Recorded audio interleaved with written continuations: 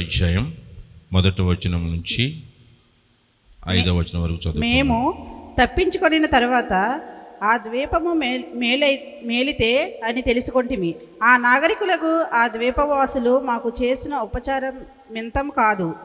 ఎలాగనగా అప్పుడు వర్షము కురియుచు చలిగా ఉన్నందున వారు నిప్పు రాజబెట్టి మమ్మును అందరినీ చేర్చుకునిరి. అప్పుడు పౌలు మోపెడు పుల్లలేరి నిప్పుల మీద వేయగా ఒక సర్పము కాకాకు బయటకు వచ్చి అతని చెయ్యి పట్టెను. ఆ ద్వీపవాసులు ఆ జంతువు అతని చేతిని వ్రేలాడుట చూచినప్పుడు నిశ్చయంగా ఈ మనుషుడు నరహంతకుడు, ఇతడు సముద్రం నుండి తప్పించుకొనినను న్యాయం అతనిని బ్రతకనియదని తమలో తాము చెప్పుకొనిరి. అతడైతే ఆ విష జంతువును అగ్నిలో జాడించి వేసి ఏ హానియూ పొందలేదు. చాలు. దేవుడి మాటలను దీవించును గాక. ప్రార్థన చేసుకుందాం. ప్రతి ఒక్కరు తలలో వంచి, యేసయ్య చదవబడిన లేఖనాల్లో నుంచి నేనేమి నేర్చుకోవాలి, మీరు నాతో ఏం మాట్లాడతారు తండ్రి, నాకేది అవసరమయ్యిందో నాయన మాట్లాడండి నాయన. నేనేం నేర్చుకోవాలో, నేను ఇంకెక్కడ బలపరచబడాలో, ఈ వాక్యము ద్వారా మరి నాతో నువ్వేం మాట్లాడతావో తండ్రి. నేను బలహీనునిగా ఉంటే బలపరచమని వేడుకుంటున్నాను, నేను అధైర్యపడుతుంటే ధైర్యపరచమని వేడుకుంటున్నాను తండ్రి.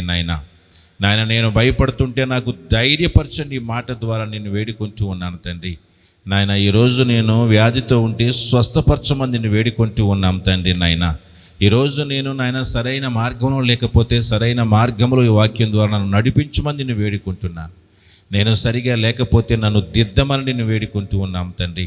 నీ వాక్యము ద్వారా నన్ను బలపరచండి నాయన. నీ వాక్యము నన్ను బ్రతికిస్తుంది, మీ వాక్యము నన్ను ఆదరిస్తుంది తండ్రి. నీ వాక్యంలో బలం ఉంది, నీ వాక్యములో శక్తి ఉంది తండ్రి. అటువంటి బలమును శక్తిని నాకు ప్రసాదించమని నీ వాక్యం ద్వారా యేసు నామములో అడిగి వేడుకుంటున్నాం తండ్రి. ఆమేన్.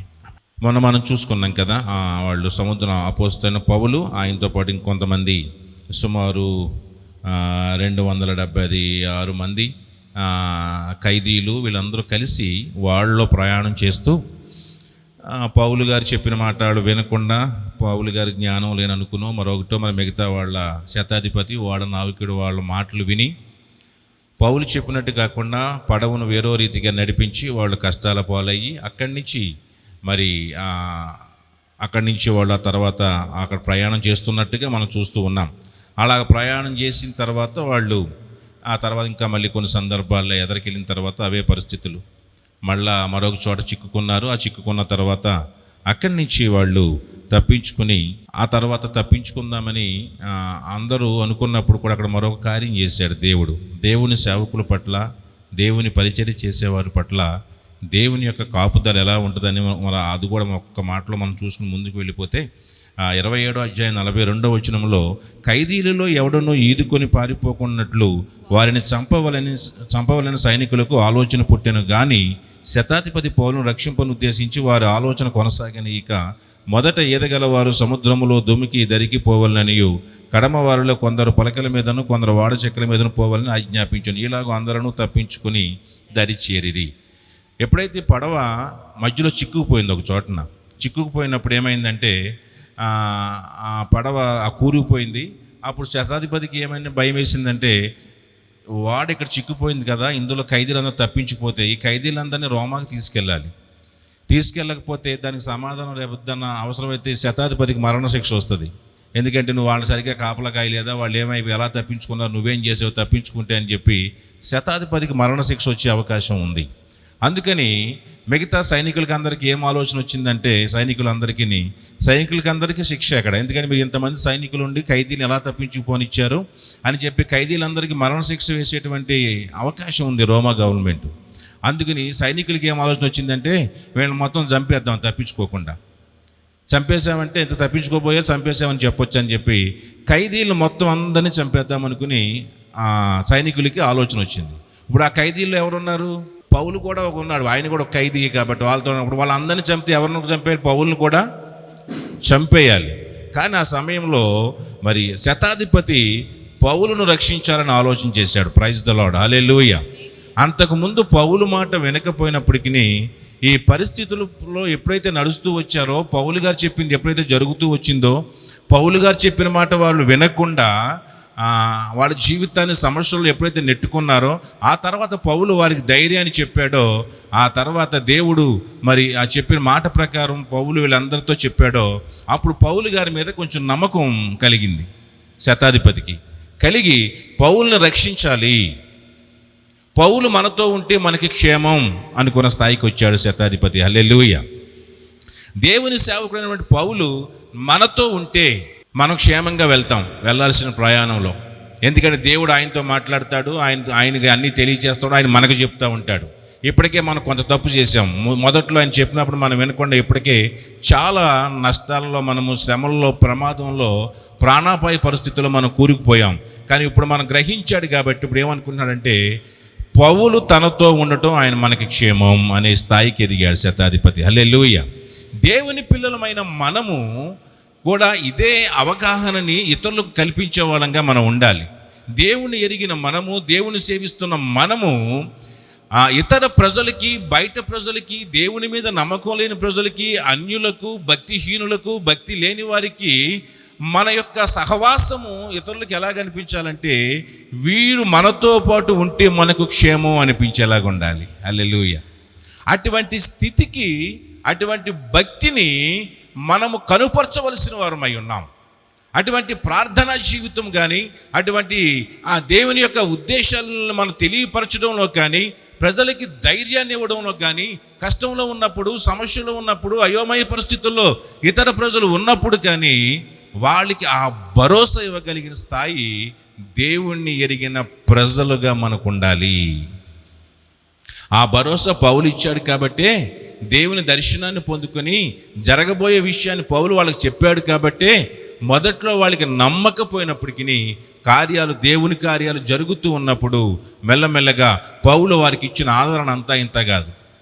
చచ్చిపోదాం అనుకున్నారు కొంతమంది, అయితే వాళ్ళలోంచి దూకేద్దాం అనుకున్నారు. అప్పుడు అన్నాడు, మీరు వాళ్ళలో ఉంటేనే రక్షించబడతారు. ఇది తప్ప, ఎందుకంటే అది దేవుని యొక్క నిర్ణయించిన స్థలం. అది దేవుడు నిర్ణయించిన స్థలాల్లో మనం వదిలిపెట్టి మనం బయటికి వెళితే మనకి నష్టాలు, సమస్యలు తప్ప మనకి. అందుకని పౌలు అన్నాడు, మీరు ఈ వాళ్ళలో ఉంటేనే దేవుడు ఇక్కడ క్షేమం అని చెప్తున్నాడు. కాబట్టి దీన్ని నమ్మండి. ఈ వాడికేం కాదు, ఇందులో ఉన్న ఎవరికేమి కాదు, ఈ స్థలము దాటి వెళితేనే మీకు ప్రమాదం అని చెప్పి వాళ్ళని అందులో ఉంచినటువంటి విధానం చూసినప్పటికీ చివరికి శతాధిపతి పౌలు యొక్క మాటల పైన, పౌలు చెప్పిన దేవుని యొక్క మాటల పైన నమ్మకాన్ని కనుపరిచి పౌలుని రక్షించాలి అనేటువంటి ఆలోచనకు వచ్చాడు. హల్లెలూయా. ఒక్కొక్కసారి మన మీద ఎవరు ఎటువంటి ప్రయత్నాలు చేసినా చివరికి వాళ్ళకి మనలో ఉన్న భక్తిని బట్టి వాళ్ళు మనల్ని రక్షించాలనే ఉద్దేశానికి ప్రజలు వచ్చేలాగా మన భక్తి జీవితం ఉండాలి. హల్లెలూయా. ఎప్పుడైనా సరే ఇలాంటి వ్యక్తి, వీళ్ళు మనతో ఉండాలి, వీళ్ళు మనతో ఉంటే మనకి క్షేమం అన్నట్లుగా మన భక్తి ఉండాలి. ఒక ఆయన మనకు తెలుసు కదా, ఎవరైనా ఈయన మనతో ఉంటే మనకు కూడా ప్రమాదం అనుకున్నారు. యోనా వాళ్ళలో ఉన్నాడు. ఆ రోజు యోనా వాళ్ళలో ఉంటే వాళ్ళందరూ ఏమనుకున్నారు, ఒరే నాయన, ఈ తుఫాన్ అంతా మన మీదకి ఎవరి ద్వారా వచ్చింది? నిన్ను బట్టే వచ్చింది. ఈ నెత్తి సముద్రంలో పడేస్తే ఈ తుఫాను మన మీదకి రాకుండా ఆగిపోద్ది అనుకున్నాడు. ఇక్కడ పౌలు గురించి ఏమనుకుంటున్నారు, ఈయన మనతో ఉంటే మనకి ప్రమాదం రాకుండా తప్పుకుంటుంది, మనం క్షేమంగా ఉంటాం అనుకుంటున్నారు. ఇది కదా మనకు కావాల్సింది. అలాగ మనం కూడా దాన్ని పరిశీలన చేసి చూసుకుంటే మన గురించి ఏమనుకుంటున్నారు ప్రజలు. ఈ కుటుంబము మాతో పాటు ఉంటే, ఈ వ్యక్తి మాతో పాటు కలిసి నడిస్తే, ఈ వ్యక్తి మాతో పాటు కలిసి లేక మా వీధిలో ఉంటే, లేకపోతే మా ఇంటి పక్కన ఉంటే, ఇటువంటి వారు మా ప్రయాణాల్లో మాకు తోడుగా కలిసి ఇటువంటి వారితో సహవాసం చేస్తే మాకు క్షేమము కలుగుతుంది. వారు నమ్మిన దేవుడు మమ్మల్ని కూడా కాపాడుతాడనేటువంటి స్థాయికి మన భక్తిని కనుపరచవలసినటువంటి బాధ్యత దేవుని పిల్లలమైనటువంటి, దేవుని ప్రజలమైనటువంటి మన పైన ఉందని మనం గుర్తెరగవలసిన వారమై ఉన్నామని మీకు మనవి చేస్తూ ఉన్నాను. కాబట్టి అప్పుడు చక్కటి సలహా ఇచ్చి ఎవరైతే ఈతొచ్చిందో వాళ్ళు దూకేసి వెళ్ళిపోమని చెప్పాడు. అలాగే చివరికి వాళ్ళందరూ వెళ్ళి తప్పించుకుని ఎక్కడ చేరుకున్నారంటే, మేము తప్పించుకున్న తర్వాత ఆ ద్వీపము మెలితే అని తెలుసుకుంటాం. ఎక్కడికి వెళ్ళారో కూడా వాళ్ళకి తెలియదు, ఎక్కడికి వెళ్తున్నారో కూడా వాళ్ళకి తెలియదు. కానీ చివరికి తప్పించుకున్న తర్వాత చూస్తే వాళ్ళు వెళ్ళింది ఎక్కడికంటే మెలితే అని ఒక ద్వీపానికి చేరుకున్నారంట. అయితే అనాగరికులకు ఆ ద్వీపవాసులు మాకు చేసిన ఉపచారం ఇంతింత కాదు. Praise the Lord. ఆ ద్వీపవాసులు ఎవరంటండి? అనాగరికులు. అంటే ఏంటి? అనాగరికులు అంటే నాగరికత అంటే అనాగరికలు అంటే నాగరికత తెలియని వాళ్ళని బాగానే చెప్పాం. ఆ నాగరికత అంటే ఏంటి? అది కదా మనకు తెలియాల్సింది. అంటే మంచి మర్యాద, నలుగురితో ఎలా ఉండాలో, మంచిగా ఎలా ఉండాలో, మర్యాదగా ఎలా ఉండాలో, పద్ధతులు తెలియని వారు, పద్ధతి తెలియకుండా వాళ్ళు ఎలా పడితే అలా ఉంటారో, లేకపోతే వాళ్ళ మధ్యలో వారికి ఏమీ తెలియవు. మనకులాగా ఒక కట్టు బట్ట కానీ మరొకటి కానీ, లేకపోతే తిండి తినే విధానం కానీ మరొకటి కానీ, జీవించే విధానం కానీ టోటల్గా మనకి డిఫరెంట్గా ఉంటారు వాళ్ళకి ఏమి తెలియదు. అనాగరికులు అంటారు వాళ్ళు. నాగరికత అంటే జ్ఞానం. మనం నాగరికత కలిగి అన్ని డెవలప్ చేసుకుంటూ మనం ఒకరితో ఎలా ఉండాలో, ఎలా కలిసి బ్రతకాలో, ఎలా కలిసి జీవించాలో, ఎలాగ ప్రేమించాలో, ఎలా కుటుంబాన్ని కట్టుకోవాలో, ఎలాగ పద్ధతులు క్రమంగా ఉండి ఇవన్నీ నేర్చుకున్నాం. అది వాళ్ళు నాగరికులు అంటున్నాం. అయితే అనాగరికులైనటువంటి వీళ్ళు వాళ్ళకి ఏం చేశారంట? వాళ్ళకి ఉపకారం చేశారంట. Praise the Lord. దేవుడు వాళ్ళని దీవించును గాక. ఈరోజు వాస్తవికంగా అనాగరికుల వాళ్ళు, నాగరికత తెలియని వాళ్ళు, మంచి చెడ్డలు తెలియని వాళ్ళు, ప్రేమించడం తెలియని వారు, సహాయం చేయడం తెలియని వారు, వారి కోసం వాళ్ళు బ్రతకడం తప్ప బయట వాళ్ళ కోసం బ్రతకడం కానీ, బయట వాళ్ళకి సహాయం చేయడం కానీ, ఒక మంచి అనేది కానీ వాళ్ళు లేనటువంటి వాళ్ళుగా మనం అనాగరికులుగా వాళ్ళని చెప్పుకుంటూ వాళ్ళు ఏం చేస్తారో వాళ్ళకే తెలియదు. మనం చంపేస్తారో ఏం చేస్తారో ఏదైనా చేయొచ్చు వాళ్ళు. ఇది చంపకూడదు, వీళ్ళు ఏం చేయాలన్నటువంటి మంచి చెడులు తెలియని వాళ్ళు అటువంటి ప్రజలు. అటువంటి వాళ్ళు ఏం చేశారంటండి? ఉపచారం చేశారంట.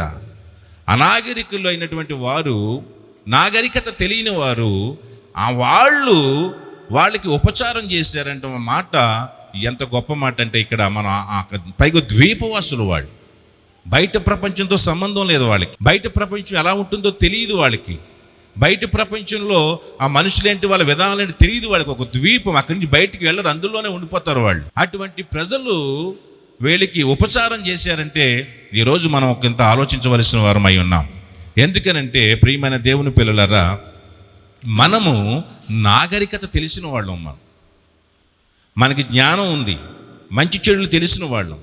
మనం ఒక అడవిలో బ్రతకట్లేదు, ఒక ద్వీపంలో బ్రతకట్లేదు, ఎవరితో సంబంధాలు లేకుండా మనం బ్రతకట్లేదు. కుటుంబం అనే ఎన్నో బాంధవ్యాల మధ్యలో ఎన్నో చక్కటి జ్ఞానమైనటువంటి ప్రపంచంలో మనం బ్రతుకుతున్నటువంటి మనము ఒక్కొక్కసారి అనిపిస్తూ ఉంటుంది, నాగరికుల కంటే కూడా అనాగరికులే బెటర్ అనేటువంటి పరిస్థితుల్లో మనం కనపడుతూ ఉంది. ఇక్కడ నాగరికత తెలిసిన వారికంటే అనాగరికులే అంతగా ఉపకారం చేసేవారిగా ఉంటే, తెలియనటువంటి ప్రజలకి సహకారం అందించేవారిగా ఉన్నారని మనం చూస్తున్నట్లయితే, ఇంకా మనము మరి నాగరికత తెలిసి జ్ఞానమైనట్టు కలిగిన వారు మనం ఎలాగ ఉండాలో పరులతోనూ ప్రజలతోనూ ఒకసారి మనం ఆలోచన చేసుకోమని ప్రభుపేట మనం చేస్తూ ఉన్నాను. ఆ తర్వాత అనాగరికులుగా ఆ ద్వీపవాసులు మాకు చేసిన ఉపచారం ఇంతింత కాదు. అది ఇంతని చెప్పలేం మేము. అంత ఉపచారం వాళ్ళకి చేసినట్లుగా ఎలాగనగా, అప్పుడు వర్షం కురియచ్చు, చలిగా ఉన్నందున వారు నిప్పు రాజు పెట్టి మమ్మను అందరినీ చేర్చుకొనిరి. Praise the lord. చెప్పాను కదా శీతాకాలం అన్నది. ఆ శీతాకాలంలో ఆ మంచు కొండలు, ఆ సముద్రం నీరు మంచుగా గడ్డగట్టేస్తుందని, చలి అని అక్కడ వర్షం పడి, ఆ వర్షాన్ని తర్వాత అంతేకాకుండా వర్షంతో పాటు మంచు పడటం ద్వారా వాళ్ళకి చలి వేయడం ద్వారా ఏమైందంటే, వర్షము కురియచ్చు, చలిగా ఉన్నందున నిప్పు రాజబెట్టి మమ్మల్ని అందరినీ చేర్చుకున్నారు. Praise the lord. అంటే వాళ్ళు చలిలో వచ్చారు. కొంతమంది అంటే అందరూ దూకి నీళ్ళలో ఈత కొట్టుకుని కూడా వచ్చారు కాబట్టి తడిచిపోయి ఉన్నారు. కాబట్టి ఈ ప్రజలందరూ వెళ్ళగానే వాళ్ళందరికీ ఒక చలిమంట వేసి, మన భాషలో చెప్పాలంటే చలిమంట వేసి వాళ్ళకున్న చలిని పోగొట్టి వెట్ట కలిగించినట్లుగా, వాళ్ళు చేసినట్టు సహాయం చేసినట్లుగా వాళ్ళని చూస్తూ ఉన్నాం. హల్లెలూయా. అంటే అయినప్పటికీ వాళ్ళకి నాగరికత తెలిసిన వారిగా వాళ్ళు ఉన్నట్లుగా ఆ చలి కలగకుండా వాళ్ళు మంట వేసి మంట రాజుపెట్టి వేడి కలిగించినటువంటిగా మనం చూస్తున్నట్లుగా మనం చూస్తూ ఉన్నాం. అయితే ఇక్కడ అటువంటి పరిస్థితి జరుగుతున్న తర్వాత అక్కడ మంటేశారు. ఇక్కడ జరిగిన ఒక సంఘటన మనం చూస్తే, అప్పుడు పౌలు మోపుడు పుల్లలేది నిప్పుల మీద వేయగా ఒక సర్పము కాకకు బయటికి వచ్చి అతని చెయ్యి పట్టెను. Praise the lord. ఇక్కడ పౌలు గారికి వెళ్ళి, పౌలు అందరూ చలిమంట కాసుకుంటా ఉన్నారు. పౌలు గారు ఏం చేశారు చెప్పండి? ఓ మోపు పుల్లలు తీసుకొచ్చాడు. ఈ మోపు పుల్లలు తీసుకొచ్చి ఈయనకి ఏం పట్టుకుంది? ఆ వేడికి, ఆ మోపు పొలంలో నిప్పుల్లో వేసేసరికి ఆ వేడికి ఓ పాము బయటకు వచ్చి వేడికి ఈయన చేయి పట్టుకుంది. ఆ ద్వీపవాసులు ఆ జంతువు అతని చేతిని వేలాడుతూ చూచినప్పుడు, నిశ్చయంగా ఈ మనుషుడు నరహంతకుడు, ఇతడు సముద్రము నుండి తప్పించుకును, న్యాయమాత తనని బ్రతకనీయదని తమలో తాము చెప్పుకొనిరి. ఇది పరిస్థితి. అక్కడ ఎంతమంది ఉన్నారు? సరే పోనీ, తప్పించుకొచ్చిన వాళ్ళు ఎంతమంది ఉండి ఉంటారు? 276 మంది ఇళ్ళే ఉన్నారు. ఇక పైగా చుట్టుపక్కల ఆ ద్వీపంలో ఉన్నవాళ్ళు కొంతమంది ఉండొచ్చు. సరే, ఎంతమంది ఉన్నప్పటికీ అక్కడ అందరూ చలిగాగుతున్నారు. పోనీ చలిగాగే వాళ్ళు 200 మంది ఉన్నారు అనుకుందాం. 200 మందికి చలిగాగుతుంటే పౌలు గారికి పొలాలు తేవాల్సిన పని ఏమైనా ఉందా అసలు? మిగతా వాళ్ళు ఎందుకు వెళ్ళలేదు? మిగతా వాళ్ళకి ఎందుకు ఆ బాధ లేదు? మిగతా వాళ్ళు ఎందుకు పొలాలు తేలేదు? ఆయన భార్య పిల్లలు అక్కడ ఉన్నారనుకో, ఏమంటారు అసలు పౌలు గారిని? అదే ప్లేస్లో మీ ఆయన గారు అనుకోండి, ఏమంటారు? ఏమా మిగతా వాళ్ళకి లేని పని నీకేం పని పాట లేదంటే, బుద్ధిగా లేదా నీకేం పని అయ్యా? నీకు అందరూ మట్టగాగుతుంటే నీకేం పని అక్కడికి వెళ్ళడానికి అని ఉంటావు అనవా అంటారు. ఎవరైనా అని పాట అదే. ఎందుకనంటే అంతమంది అక్కడ ఉండగా నీకు మాత్రం పనేంటి? ప్రజల యొక్క యోగక్షేమాన్ని కోరుకునేవాడు ఎవడు కూడా చేతులు ముడుచుకుని కూర్చోడు. ప్రజలకి సహాయం చేయాలనే మనసు కలిగిన వాడు, ఏదో చెయ్యాలనే ఆలోచన కలిగిన వాడు ఎప్పుడు కూడా ఎవరో చేస్తే నేను దానిని అనుభవిద్దామని ఎప్పుడు చూడ్డు. ఎవరో పని చేస్తే దాని ప్రతిఫలాన్ని పొందుకుందాం అనుకునేవాడు ఎన్నడూ దేవుని సేవకుడు కాదు, దేవుని పరిచర్య చేసేవాడు అంతకంటే కూడా కాదు. దేవుని పరిచర్య చేయాలనుకున్నవాడు, దేవుని పెట్టిన భారము ఒక వ్యక్తి మీద ఉన్నప్పుడు ఇలాగే చేస్తూ ఉంటాడు. 276 మందికి లేనటువంటి మాటతో చెప్పాలంటే, మీకు అర్థం చెప్పాలంటే, దురద. ఏమండి ఆయనకి ఎందుకు? దాన్ని ఏమంటామంటారు? దురద అంటాం, ఇంకేమన్నా వచ్చా? భారం. దేవుడు పెట్టిన భారం, దేవుడు పెట్టిన ప్రేమ. ఆయన కూడా తడిసే వచ్చాడు వాళ్ళతో పాటు. ఆయనకు కూడా చలి ఉంది.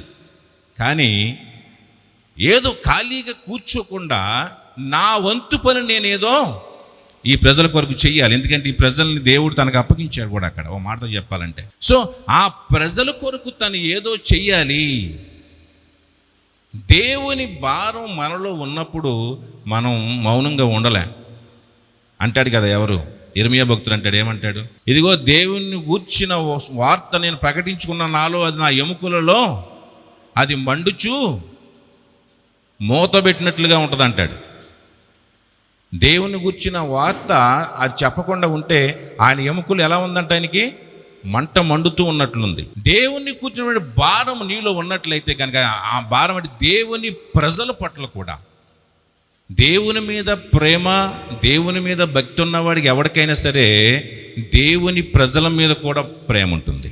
దేవుని మీద భయభక్తులు ఉన్నవాడికి, దేవుని మీద దేవుని భారం ఉన్నవాడికి, దేవుని మీద దేవుని ప్రజల మీద కూడా ప్రేమ ఉంటుంది. దేవుణ్ణి ప్రేమిస్తున్నాము అంటే రుజువేంటి చెప్పండి? నీ ఎదుటనున్న సహోదరుడు నువ్వు ప్రేమించలేనప్పుడు కనపడని నన్ను ప్రేమిస్తున్నావంటే నేను నమ్ముతానా అని దేవుడే అన్నాడు. Praise the Lord. అంటే దేవుణ్ణి నువ్వు ప్రేమిస్తున్నావు అనడానికి రుజువేంటి? నీ తోటి వారిని ప్రేమించడమే కదా. కనిపిస్తున్నాడు, నీ పక్కనే ఉన్నాడు. నీ పక్కనే ఉన్నవాడిని నువ్వు ప్రేమిస్తున్నావు అంటే అంటాడు దేవుడు, అంటాడు కనపడిన దేవుడిని ప్రేమిస్తున్నావు అన్నా కూడా నమ్ముతాడు అంటాడు. నీ ఎదురుగుండా కనిపించే నీ సహోదరుడినే నువ్వు ప్రేమించినప్పుడు కనపడని నన్ను నువ్వు ప్రేమిస్తున్నావు అంటే నేను ఎలా నమ్ముతాను అన్నాడు దేవుడు. సో అంటే దేవుణ్ణి మనం ప్రేమిస్తున్నాం, దేవుడంటే నాకు ఇష్టం, దేవుడంటే నాకు ప్రాణం, దేవుడు నాకు అన్నీ చేస్తున్నాడని నువ్వు నమ్మినట్లయితే నీ తోటి వారి యొక్క క్షేమం కొరకు కూడా నువ్వు పాటుపడతావు. నీ తోటి వారు కష్టంలో ఉన్నప్పుడు వారి కోసం నువ్వు ప్రయాసపడతావు. నీ తోటి వారి కొరకు ఒకవేళ నీ తోటి వారు అందరూ కూర్చున్నప్పటికీ వాళ్ళకి కావాల్సిన దాన్ని సమకూర్చిపెట్టేవాడిగా నువ్వు ఉంటావు. Praise the Lord. అందరిలాగా అక్కడ అనుకోవచ్చు, నిజంగా 276 మంది లేక 300 మంది సుమారు అక్కడ ప్రజలు అక్కడ ఉండగా, పోనీ ఆ మంటగాడికి వచ్చిన వాళ్ళు 50 మంది ఉండొచ్చు, 100 మంది ఉండొచ్చు. పోనీ అయినప్పటికీ అందరూ కలిసి మంట కాసుకుంటూ ఉంటే ఈయనకి ఏం ఆలోచన వచ్చింది తెలుసా? ఆ మంట కాయడానికి పుల్లలను తీసుకురావాలనే ఆలోచన వచ్చింది. Praise the Lord. ఈరోజు ఇక్కడ ఎంతమంది అయినా మనం ఉండొచ్చు, కానీ ఒక్కొక్కసారి అంటే కొంతమందికి ఆలోచన కలుగుద్ది ఏమని, ఈ వచ్చిన ప్రజలు ఇక్కడ సౌకర్యంగా కూర్చుంటాకి ఇంకా మనం ఏం చేయాలని ఆలోచించేవాడు కొంతమందే ఉంటారు, ఒకళ్ళు ఇద్దరు, అంతేనా కదా? అందరూ వచ్చి కూర్చుని వెళ్ళిపోదాం అనుకునే వాళ్ళు ఎక్కువ మంది ఉంటే, ఈ వచ్చి కూర్చునే వారికి ఇక్కడ ఏ సౌకర్యం, ఇంక ఏది అసౌకర్యంగా ఉంది అనేటువంటి ఆలోచన చేసిన వాడే నిజమైనటువంటి దేవుని మీద భక్తి చేసేవాడై ఉంటాడని మనం చేస్తూ ఉన్నాం. ఓ పాస్టర్ గారు అన్నారు, మందిరానికి చాలామంది వస్తారంట, కానీ కొంతమంది అంట ఎప్పుడోసారి చెప్పినట్టున్నాను, ఎక్కడ ఫ్యాన్ ఉందో వెళ్ళి అక్కడ కూర్చుంటారంట. కొంతమంది అంట ఎక్కడ ఈ మందిరంలో ఏమి లేదా అని చూసి దాన్ని మనం వేస్తే బాగుంటుందో చేస్తే బాగుంటుందో అనుకునేవాళ్ళు కొంతమంది ఉంటారంట. ఫ్యాన్ లేదని ఆ ఫ్యాన్ తెచ్చి అక్కడ ఫ్యాన్ లేదు, ఫ్యాన్ వేద్దాం అనుకునేవాడు అనుకుంటారంట ఒకళ్ళు. కొంతమంది కొద్దిమందే ఉంటారు అలాగా. కొంతమంది ఎలా ఉంటారంటే ఆ ఫ్యాన్ కాడికి వెళ్ళి చూసుకుని కూర్చునేలాగా ఉంటారు. చూసుకుంటారు, అయిపోయింది మనకు ఫ్యాన్ కాడ దొరికింది, సరిపోయింది, ఓకే కుర్చీలు, మనకు కుర్చీ దొరికింది, ఎక్కడ కూర్చొని వెళ్ళిపోతాం, కుర్చీలు లేవా, లేకపోతే అంటే కొన్ని ఉదాహరణ చెప్తున్నా. అంటే ఏది అసౌకర్యంగా ఉంది ఇక్కడ ఉన్న ప్రజలకి, దేవుని ప్రజలకి అని ఆలోచన చేసి ఆ అసౌకర్యాన్ని తీసివేయడానికి ఆలోచించేవాడు ఎక్కడో కొంతమంది మాత్రమే ఉంటారు. వాళ్ళు ఎవరంటే వాళ్ళు నిజముగా దేవుని సేవను, దేవుని పరిచర్యను ప్రేమించే వాళ్ళు అయి ఉంటారు. హల్లెలూయా. కాబట్టి ఆయన అన్నాడు, అందరూ అక్కడ కూర్చుని వాళ్ళ పనులు వాళ్ళు చేసుకుంటూ ఉంటే, ఎవడికాడు సుఖపడతా ఉంటే, పౌలు గారు వెళ్ళి పొలలేరుకొచ్చి లేనిపోని సమస్య నెత్తి మీద పెట్టుకున్నాడు. లేనిపోని సమస్యను నెత్తి మీద పెట్టుకున్నాడు. ఎంతమంది అని ఉంటారు ఇంకా మిగతా వాళ్ళు కూడా. ఆయనతో పాటు ప్రయాణం చేసిన వాళ్ళు ఒకరిద్దరు ఉంటారు కదా, ఆయనతో పాటు పక్కన కూర్చొని ఉండకుండా ఉంటారంటారా?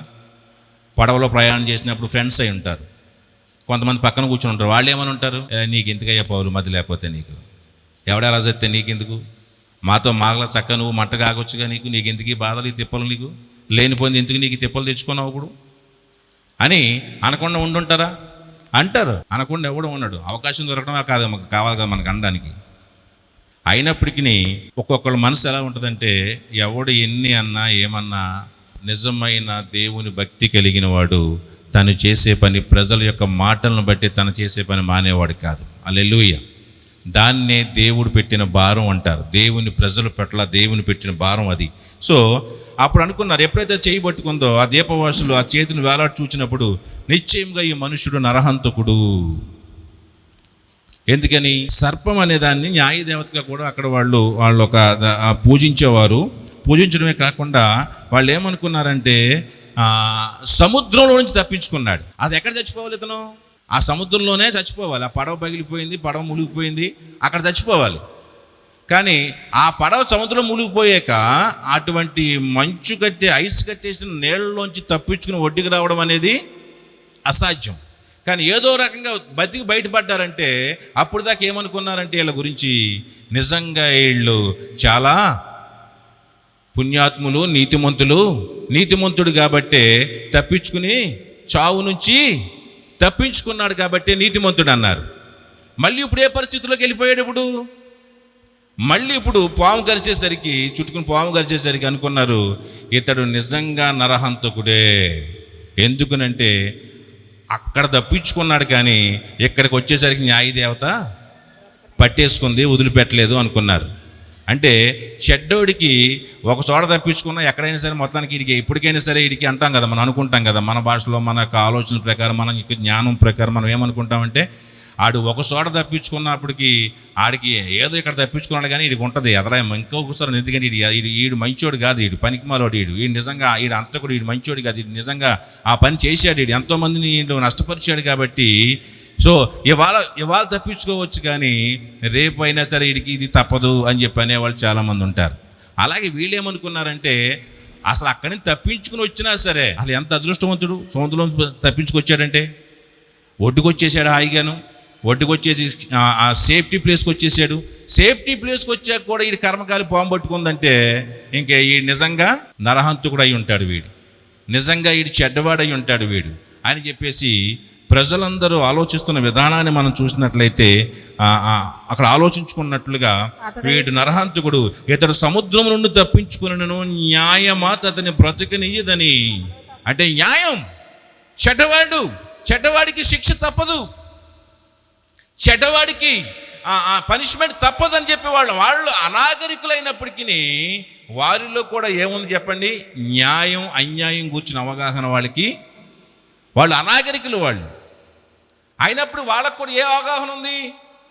న్యాయం పట్ల అవగాహన ఉన్నట్లుగా మనం చూస్తూ ఉన్నాం. చూడండి, రోమీయులు రాసిన పత్రిక 2వ అధ్యాయం 14వ వచనం మనం చూస్తే గనక, ధర్మశాస్త్రము లేని అన్యజనులు స్వాభావికముగా ధర్మశాస్త్ర సంబంధమైన క్రియలను చేసిన ఎడల వారు ధర్మశాస్త్రము లేని వారైనను తమకు తామే ధర్మశాస్త్రమైనట్టున్నారు.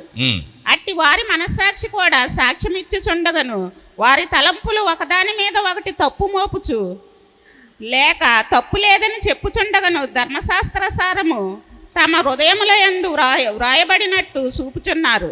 ఇక్కడ వాళ్ళు మాట్లాడిన మాటను బట్టి మనం చూస్తే వాళ్ళు ధర్మశాస్త్ర సంబంధమైన వారు కాకపోయినప్పటికీ, దేవుణ్ణి ఎరగని వారైనప్పటికీ ధర్మశాస్త్రము వారి హృదయములో ఉన్నట్లుగానే మాట్లాడుతున్నారు. ధర్మశాస్త్ర సారం ఏంటి? తప్పు చేసిన వాడికి శిక్ష తప్పదు అనేది ధర్మశాస్త్రం ప్రకారంగా. నువ్వు తప్పు చేస్తే నీకు శిక్ష తప్పదని ధర్మశాస్త్రం ప్రకారంగా ఉన్న మనకు తెలుసు. కానీ వాళ్ళకి ధర్మశాస్త్రం ఉందా? ఈ అనాగరికులకి, దేవుని ఎరిగినటువంటి వీళ్ళకి ధర్మశాస్త్రం ఉందా? లేదు. అయినప్పటికీ ధర్మశాస్త్ర సారము వారిలో ఉంది. ఎలాగనంటే మనస్సాక్షి రూపంలో. అట్టి వారి మనస్సాక్షికి కూడా సాక్ష్యం ఇచ్చుచుండగను. ఇక్కడ ఒక విషయం మనం గమనించాలి. వారు దేవుని ఎరగకపోయినప్పటికీ న్యాయము కూర్చున్నటువంటి అంటే చెడ్డవాడికి, వాడు చెడ్డవాడైతే గనక ఒక చోట తప్పించుకున్నా మరొక చోట వాడు శిక్షకు దొరికిపోతాడు అనేది న్యాయము కూర్చున్నటువంటి అవగాహన దేవుడు వాళ్ళలో కూడా, ఈ అనాగరికులైనటువంటి అన్యజనుల్లో కూడా అటువంటి అవగాహన ఉంచినట్లుగా మనం చూస్తూ ఉన్నాం. అయితే దేవుడు సర్వ ప్రజల హృదయాల్లో న్యాయం విషయమైన భావాన్ని ఉంచాడు. దేవుడు సరిగా ప్రతిక్రియ చేస్తాడని ఈ ద్వీపవాసులు కూడా నమ్ముతూ ఉన్నారు. అంటే దేవుడు ధర్మశాస్త్రం ఉన్నటువంటి మనకే కాదు ధర్మము న్యాయం అని తెలిసేది, సమస్త ప్రజల యొక్క హృదయాలలో కూడా దేవుడు ధర్మశాస్త్రం యొక్క సారాన్ని, సత్యము న్యాయము ధర్మం యొక్క దాని సారాన్ని ప్రతి ఒక్కరి మనసుల్లో కూడా మనస్సాక్షి రూపంలో దేవుడు ఉంచాడు. హల్లెలూయా. మీకు ఒక డౌట్ రావచ్చు, మనం ఆల్రెడీ చెప్పాను అనుకుంటున్నాను. ఇప్పుడు ధర్మశాస్త్రానికి పూర్వం చనిపోయిన వాళ్ళు ఉన్నారు కదా, వాళ్ళకి ధర్మశాస్త్రం వచ్చిన తర్వాత నువ్వు తప్పు చేస్తే నీకు ఈ శిక్ష, నువ్వు ఇది చేస్తే ఈ పాపం చేస్తే ఆ శిక్ష అని వచ్చింది. మరి ధర్మశాస్త్రము రాకమునుపు, మోషే ధర్మశాస్త్రం రాకముందు కూడా ప్రజలు జీవించారు కదా, మరి వాళ్ళకి ఏ రకంగా తీర్పు తీర్చబడుతుంది? చెప్పాను కదా నేను మనస్సాక్షి గురించి, రైట్. సో అంటే అంతకుముందు ధర్మశాస్త్రం వాళ్ళకి లేకపోయినప్పటికీ దేని ప్రకారం వాళ్ళకి తీర్పు తీర్చబడుతుందంటే మనస్సాక్షి. వాళ్ళకి ధర్మశాస్త్రం లేదప్పుడు.